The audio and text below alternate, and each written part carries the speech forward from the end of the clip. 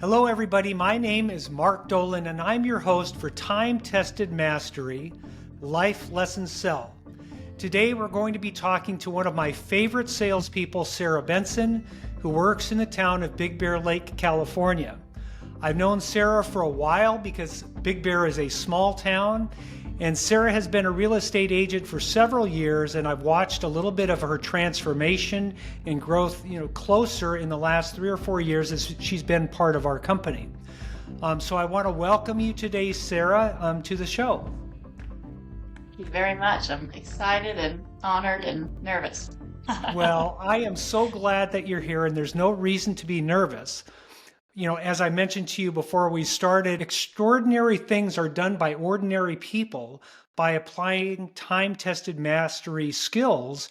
And some of the principles that we talk about on our podcast or this podcast, I've been watching you put into your business over the last couple of years. And so I'm really excited for you to share that with the people that are listening to us today.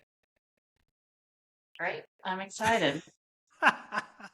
Well, you should be excited because you've done a lot of good things over the last couple of years. So for those people that don't know you, and that's probably most of the people that are listening, share a little bit about your background, growing up in Big Bear and how you found yourself getting into real estate. Well, like you mentioned, I grew up in Big Bear, graduated from Big Bear High School. After high school, I went down to Long Beach and went to Long Beach State for a while.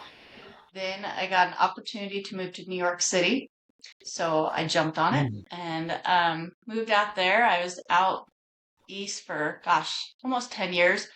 But while I was out there, I was able to work for the general counsel of Citigroup, which really got me into a business mindset and professionalism. And then life happens, and I moved back to Big Bear to raise my family, and somebody suggested that I get into real estate, and I had never really thought about it. I was never one of those people that thought, oh, I love homes, but I knew that I wanted to do something to work that part of my brain again. Being a mom and a stay-at-home mom works a whole different emotional part of your brain, but I wanted that business and professionalism, and so I bought the books and studied and got my license. And sounds good. So I want to go back to that thing about school. So what did you study when you were in school? I was actually going, believe it or not, for marketing. I thought that I wanted to be a broadcast journalism, which is really funny since I'm so nervous being on your podcast. God had other plans, clearly. Okay, so you went to school for broadcast journalism, and then you found yourself in New York City. Did you live in Manhattan, or was it New York City, or was it just New York? In New York City, yep. I lived on the Upper East Side, and I thought I was just going to be there for a year. I just wanted to meet people and have fun and live out that dream. So I got a job bartending, and I met some amazing people. And then after that first year, I had to just make some decisions, like, am I staying? Am I going to head back? What's my thoughts? And then the opportunity came to work for Citigroup, and I stayed. So talk a little bit. So you work for the general counsel of Citigroup? Yes, General Counsel of Global Transaction Services. So I dealt a lot of time with, our partners in Hong Kong and the UK and just all over. It just taught me what professionalism I feel like looks like. Yeah, well, I would imagine that the demands and the standards were pretty high in that position. Yes. Yeah, a lot of attention to detail. That's pretty exciting. So yeah, that sounds like a great dream to be in New York City, especially to be young and to be in New York City and to have such a high profile job. Do you prefer raising your children here in Big Bear versus being in New York City? Yes. I would love to go back to New York, but not as a mom. That was my big thing. I wanted, to pull my car into a driveway. I wanted to have the white picket fence. I wanted all those things. I didn't want my kids to, know my doorman more than they knew me. I wanted I wanted that, and I just love Big Bear so much. And like I said, this is where I was raised, and so it wasn't really a hard decision, I'd say, Yeah. to come back. Awesome. Awesome. So, coming home to Big Bear, I mean, Big Bear is a beautiful place. And so you decided to get into real estate. So, did you ever think about being in real estate prior to your move back? Never once. No, Okay. it just wasn't anything. Um, I just didn't think much about it. I'd been on the buying and selling end of, selling an apartment in New York and New Jersey and Florida and eventually up in San Francisco. And through all of that, I never thought about it. So when it was brought up to me, I thought, well, I'm a stay-at-home mom. That's probably a good thing to be able to let me use that part of my brain. It wasn't a career. I never thought of it as a business until I met you. Awesome. Awesome. Well, and I think, the reason that I asked that is that, and I asked that of everybody that I talked to that is in real estate, was what were you thinking about before, and when you were in school growing up, did you ever think about getting into real estate? When I was a teenager, I had a couple of friends whose parents were in the real estate business, and those kids did not go into the real estate business. I never thought for a minute about getting in real estate. It was just sort of an accident at the age of 21 that I got involved with the business. And so I find that that is to be a very similar story for a lot of people. So, looking back now to when you took the test and passed that and got into the business, what was your start like? What was it like to be a new agent? How were you feeling? What were you thinking at the time?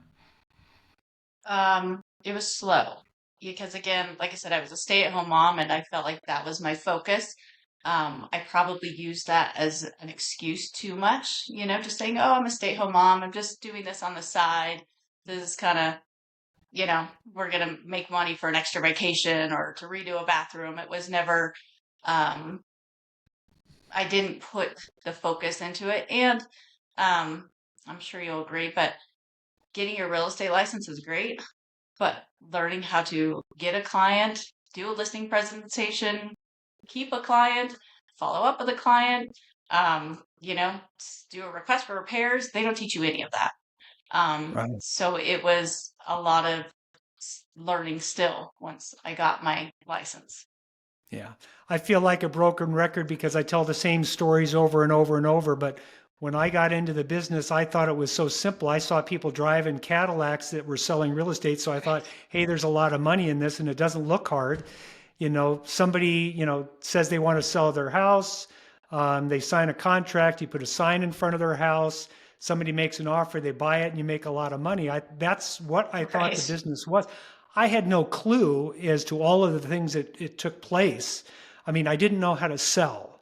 I didn't know how to price property when I first got into the business. So I think a lot of people share that. For me, it was a rude awakening. I don't know what the awakening Yes, was for you, but it is hard in the beginning. So, absolutely. what were those early years like for you? As far as production and how did your career sort of move along? Well, like I said, it was slow. It was all word of mouth or referrals. I didn't know anything about lead generation or, you guys talk about being a secret agent. I was definitely a secret agent. I didn't publicize it. I don't think I had the confidence for it. And I was a stay-at-home mom. And so I would do, you know, a deal, maybe two a year and be happy with that. Um, then my kids grew up and they were going to school.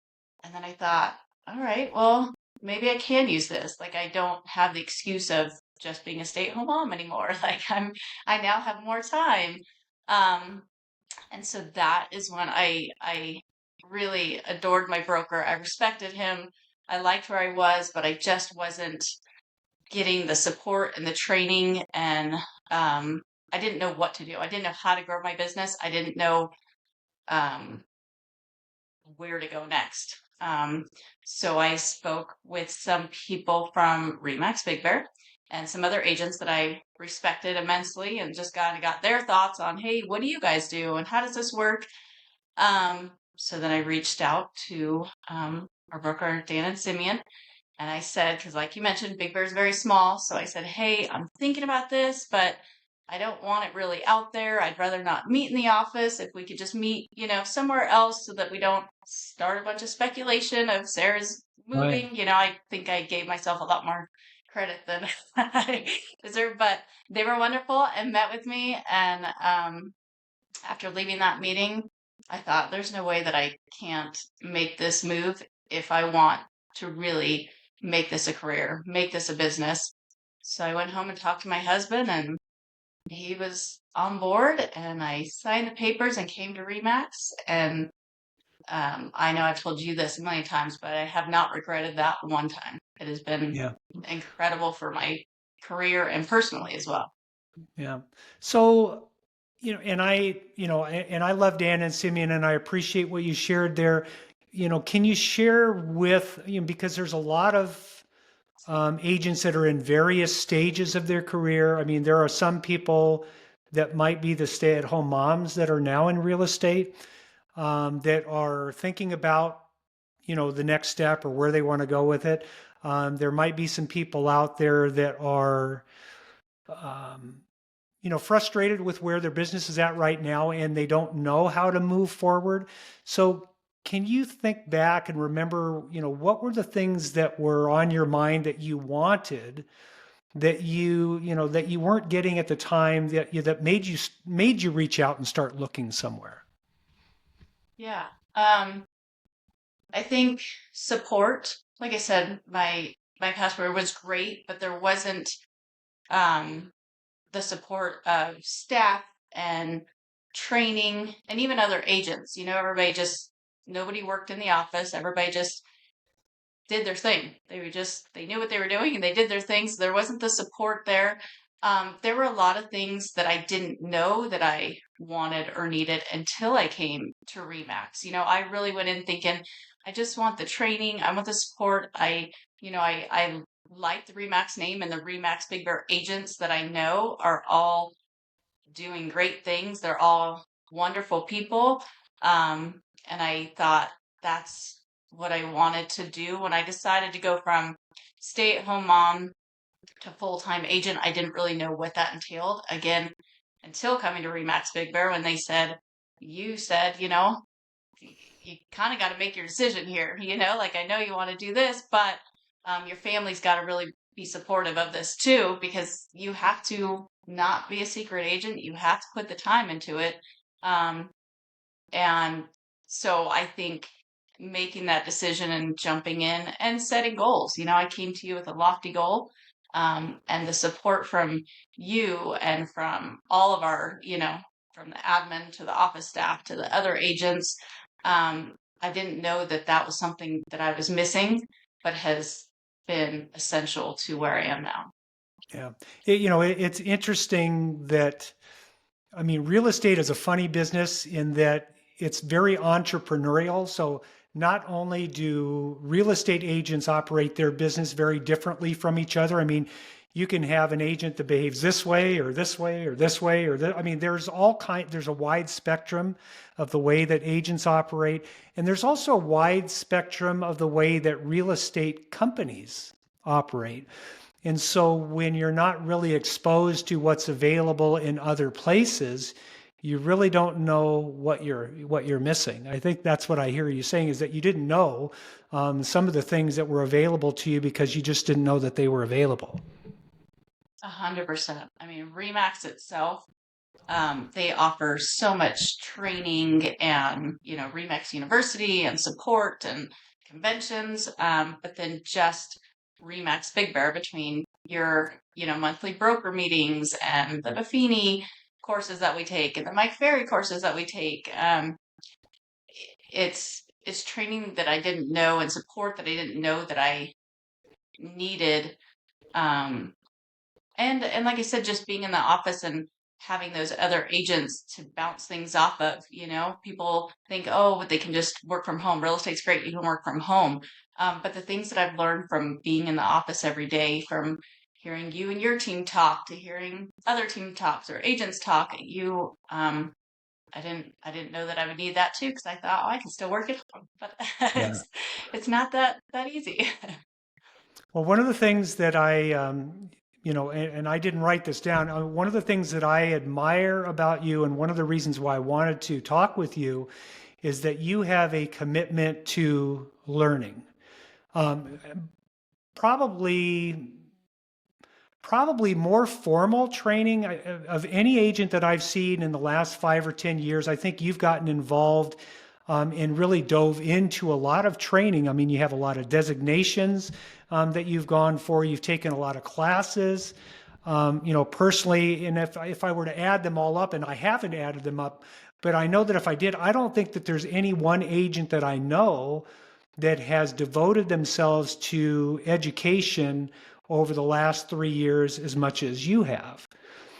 So can you share where that drive came from or where that mindset came from? Because in that respect, you're in the top 1 or 2% from my perspective. Thank you. I I don't want to keep bragging on you. I think it came from you. I never read real estate. I always knew I wanted to like listen to real estate podcasts or read books, and but I didn't know where to start. And you would recommend books to us, and so I started there. Um, I I really I'm a sponge and I want to take it all in, going to R4 that first year. I said, I'm going to go to every single thing. I want to take it all in. I want to learn everything. I went to every single session I possibly could, and I came back with a lot. And Hmm. that I think was a real eye opener too. A lot that I could integrate into my business um, and then one of the designations, I remember I had been working with a client for a few months and it was a probate. They were trying to sell their sister's property, and I've been working with them for a few months because probates take forever. And down to right before listing it, the attorney came back to them and said, the agent has to be a certified probate specialist.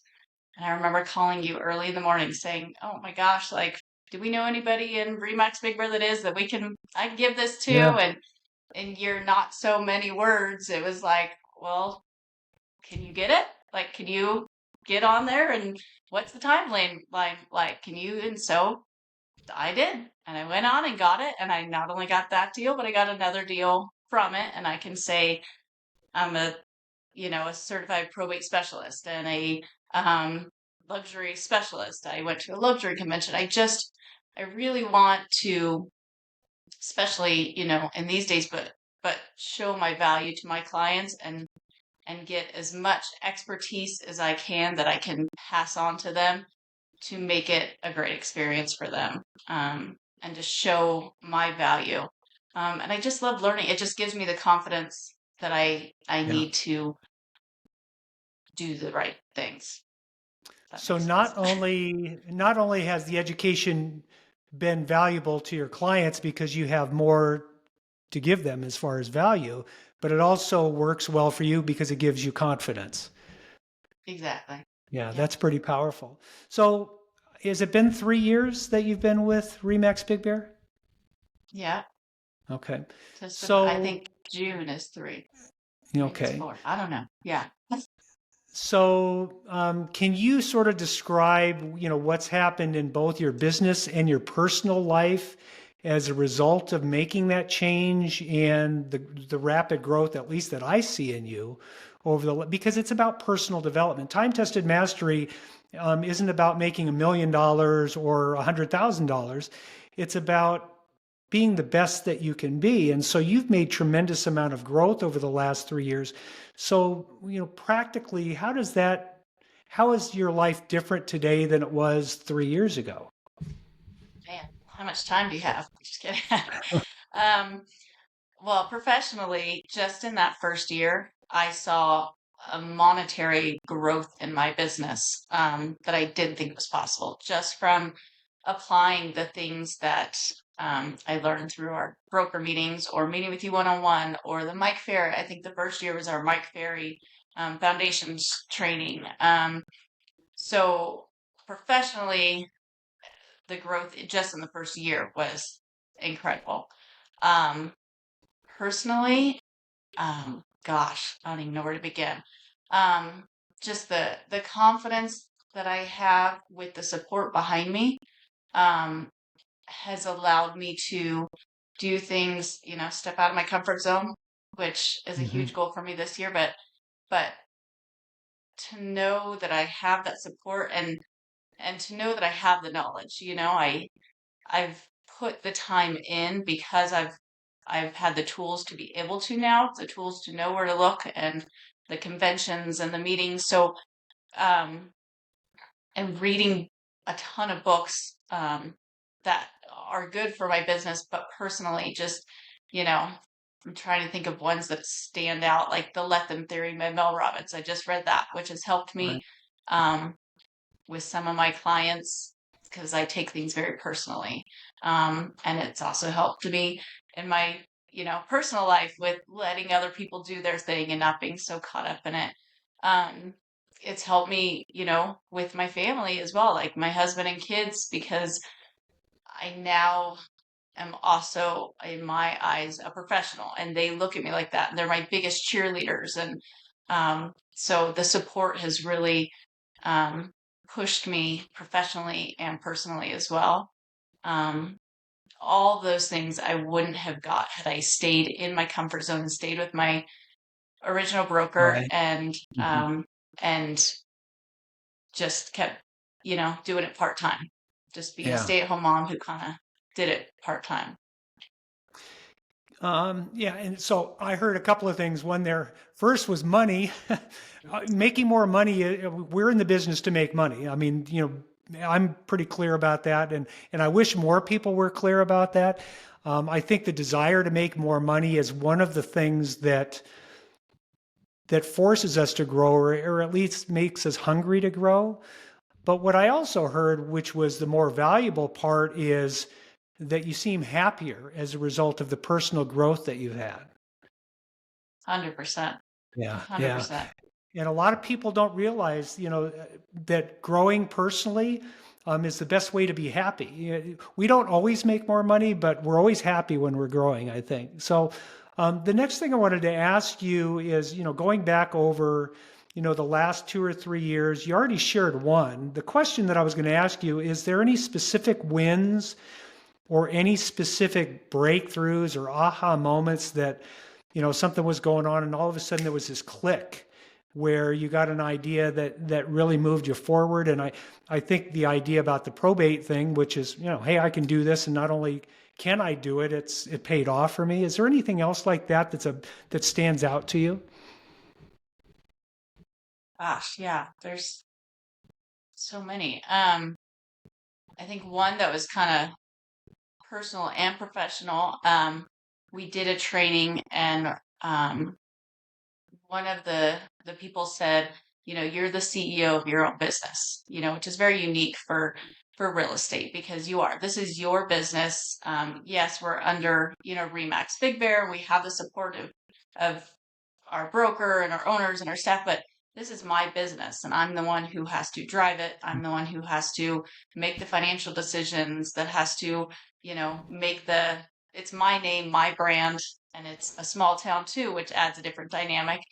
Um, and so when they said that, I was in the shower one morning and I was just kind of having one of those slumps, Brian Buffini would call it like the plateau. I was just sort of in the Right. plateau.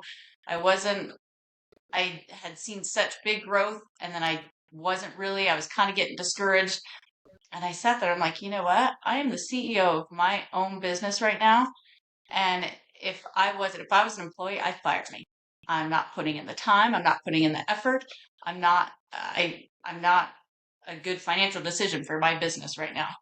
And that changed it because I thought, get your butt back into the office, make your calls, do the things um, that you've learned. Like I have a notebook full of all my notes and from all my reading and all my designations, and it's a very, very smart notebook just sitting on my Yeah. desk, but it's not doing anything for me. And so that was one of my big things, that it is a business and I am the CEO and I am in control of all that. Yeah. That reminds me of a quote, and I'm probably only going to paraphrase it. It's from Don Shula, the old football coach for the Miami Dolphins.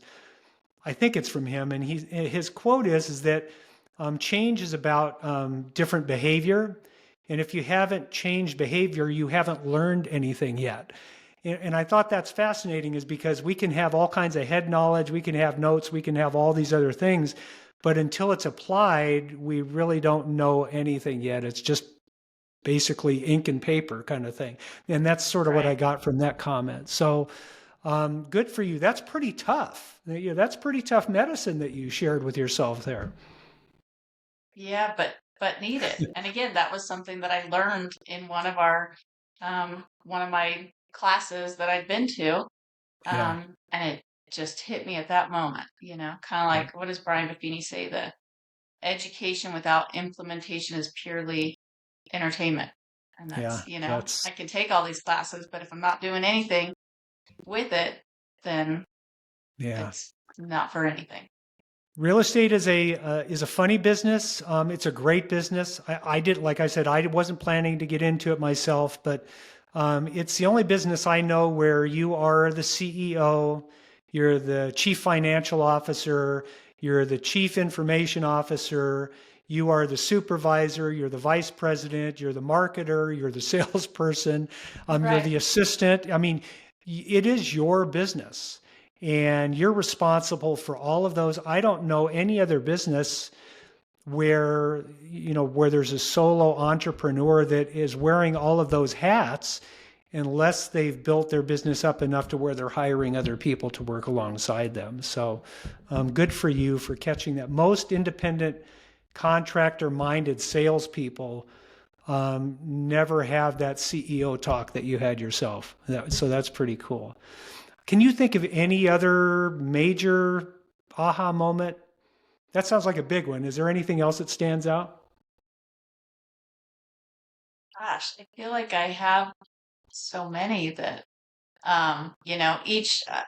each thing I go to, like you mentioned, I sign up for everything. I sign up for any class I can take, any training I can take, and I go in with the mindset that um, I'm going to get at least one thing out of it, at least one thing. Um, I'm reading right now that no bull selling that you recommended in our Mhm. other one, and so like I said, I have a sign up above right now saying slow down and trying to think about how I am saying certain words and my words matter. And everything I read and everything I get at least one thing out of it. Jordan Cohen, I went to his session and got his book, and it taught me different ways at my listing presentation, different things to say that I implement and use to this day. Um, so I really I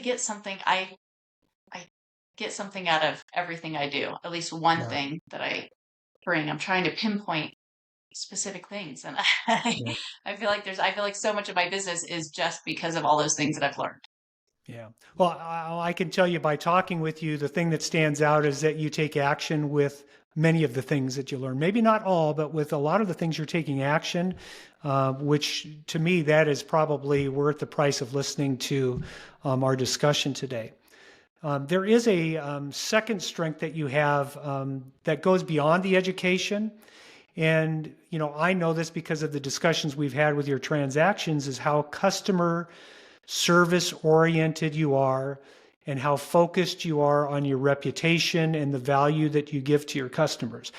Um, there are a lot of people, I think, that aspire to that, but again, like implementing the things that you are learning, there's a lot of people that aspire to that. There's a lot of people that will add that as part of their marketing, which is, I've got the best, service in town.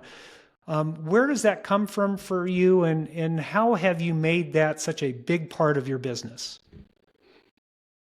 Well, I'm a people pleaser. But I think, um, my brand is me, and um, I want to make people feel as comfortable, and I want them to look back on on the at the closing and say, wow, like she went above and beyond, not just professionally, but I want them to speak that of my character. Integrity is a huge part of personally and then professionally for me. Because like we mentioned, it is a small town. Um, and I have kids that are growing up here, and um, being being honest and true and making my character stand out is the most important thing to me. And that rolls over into making sure that my clients feel protected, feel heard, um, feel like, again, like I just went above and beyond um, to take the stress out of what is a really stressful situation for some people. Yeah. Well, and there's, so it's interesting, to use that phrase, people pleasing, because a lot of people would say, well, that's not a good trait. But from a customer service standpoint, you do want to please your customers, so to have that as part of your personality is important in providing good customer service. There's also a downside. One of the things I've learned, throughout my career is that our greatest strengths can often be our greatest weakness at the same time. And so the way that I imagine that it would affect you is that when somebody doesn't value the effort that you're putting into it, that probably is devastating to you, because I know it is to me. When somebody says, you didn't do good enough, Mark, I know I tried hard, and so it's really heartbreaking. So this is probably personal. How do you handle that? Or how have you handled it in the I past? drink wine. You drink wine. No, it is. It's discouraging. I think more than anything, it's discouraging because you know your intentions.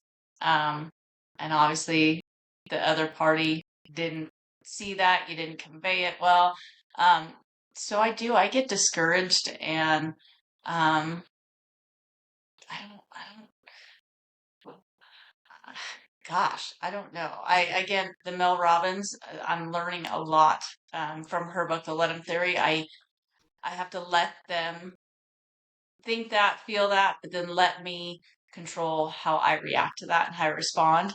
Um, I can do my best after to convey my intentions, but at that point, I think they've already made up their mind if they don't think that I, you know, did a good job, or Mm. they don't see that I um, went above and beyond.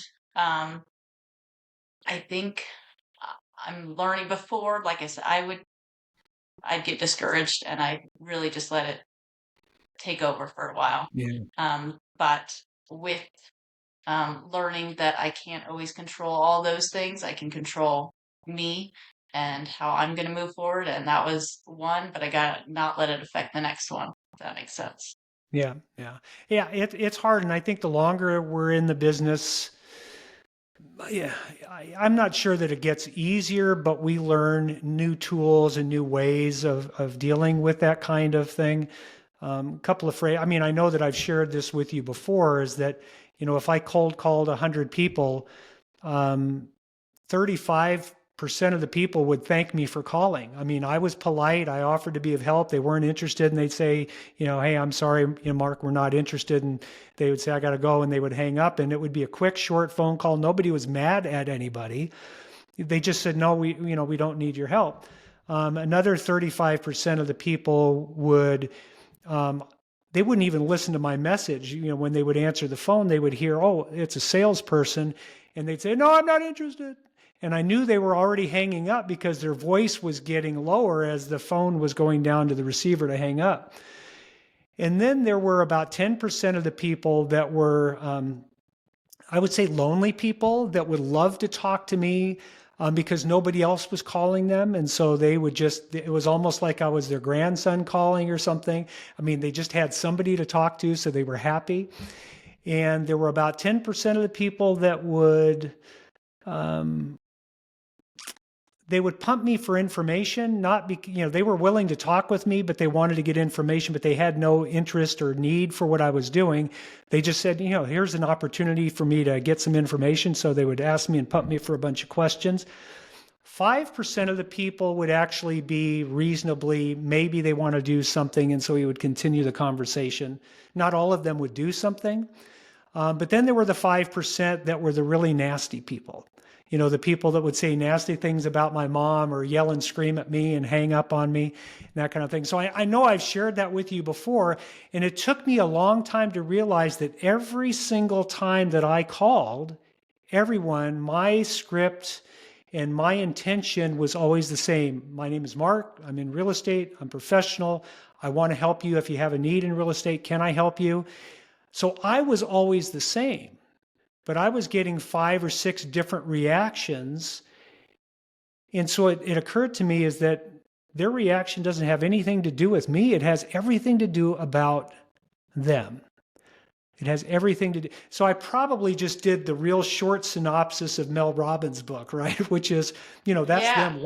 Let them, right? Let them, right. Yeah, Let them and then let let them you do that. decide how to react. But you've Yeah, been saying that to us for, you know, the past, yeah, well, for me, for 3 years. And yeah, um, you could hear it, but then actually doing it and letting it roll off your back easier is something that takes a lot of rejection and it takes a yeah, lot of yeah, discouragement to get better at it, I guess. yeah. So you mentioned, raising the kids and having the family life and being, sort of a part-time or, an afterthought kind of agent. You said secret agent, but I think it was more is that your business fit around your family life. And that's changed a little bit over the last 3 years. So now you have, moms and realtors have a real tough job.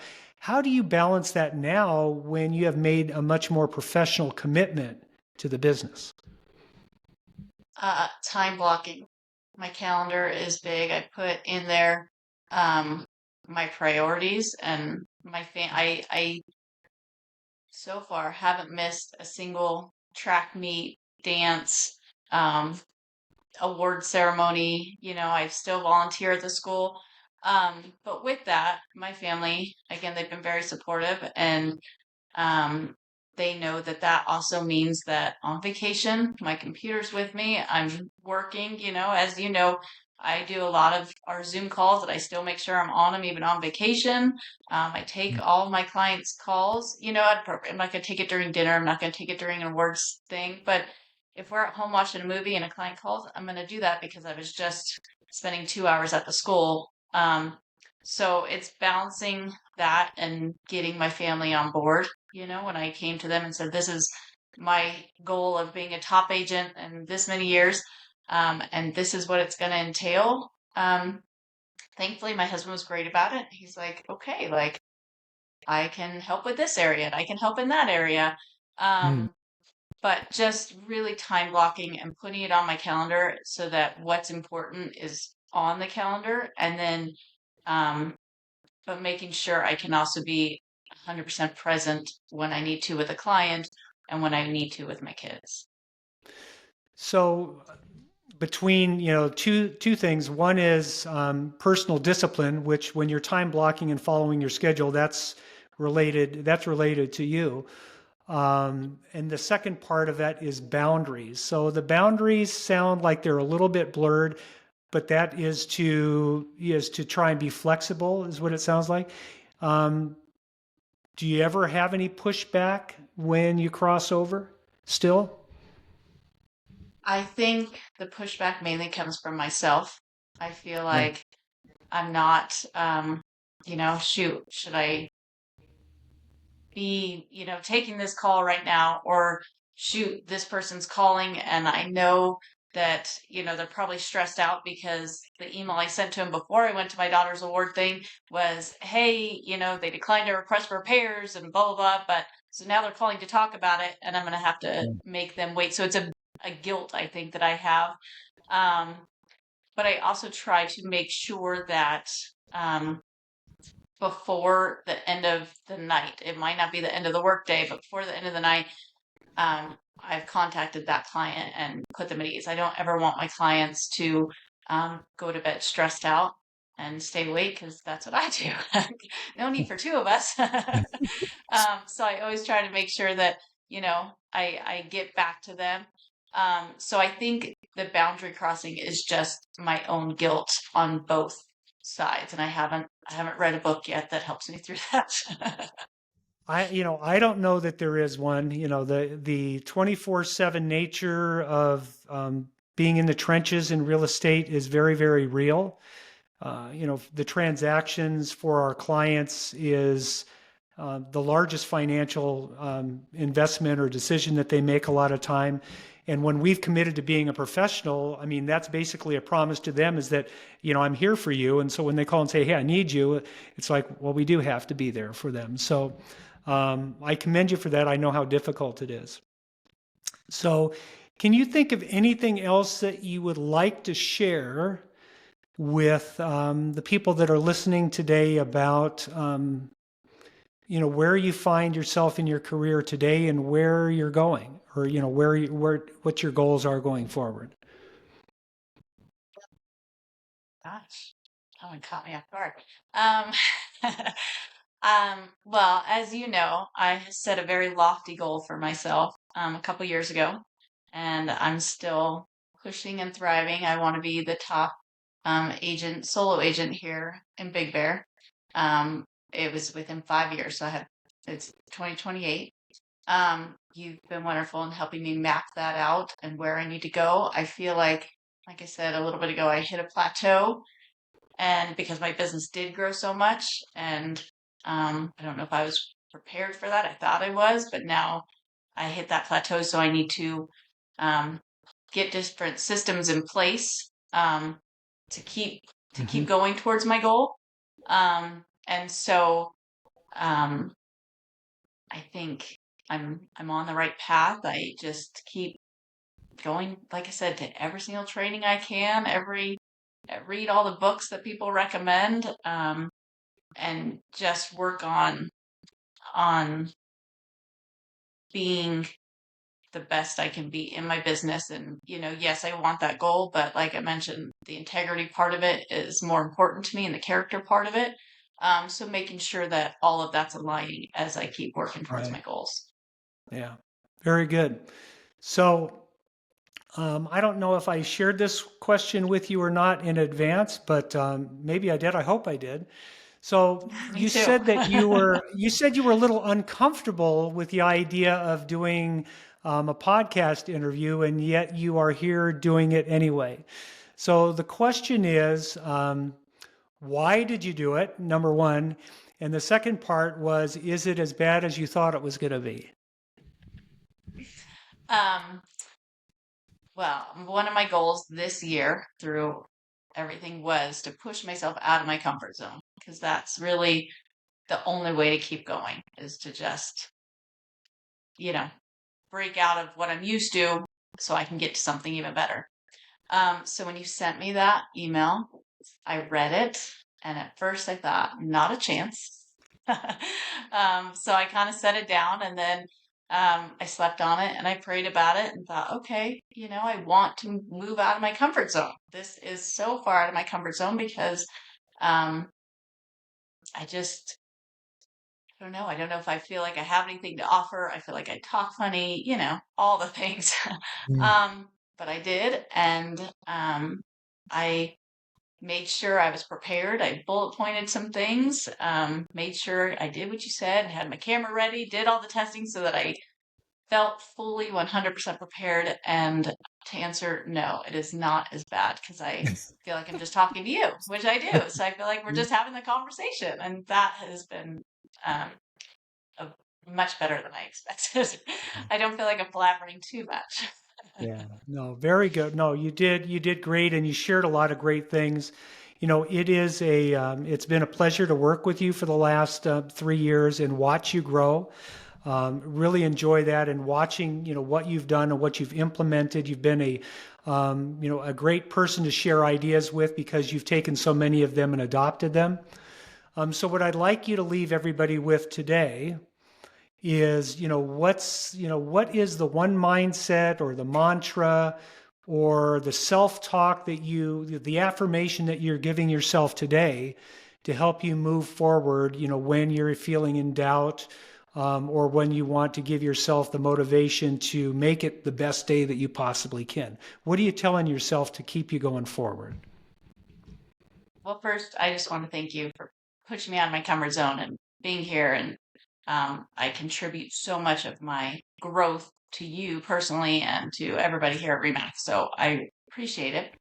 Um, I, um, gosh, Zig Ziglar said, fear can have, I'm going to butcher this, but fear can have two meanings. It's forget everything and run, or, or what is the other? Oh, face everything and rise. Forget everything and run, or face everything and rise.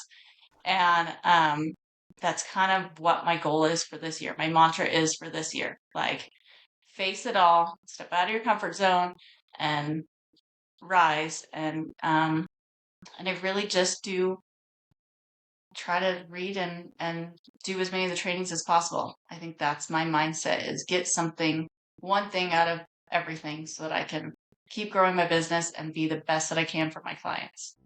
Yeah, well, you're doing a great job. So I commend you. You've done a great job today, and I can't wait to see what you do next, Sarah. So thanks for joining us today. Thank you so much. I'm really excited to be here.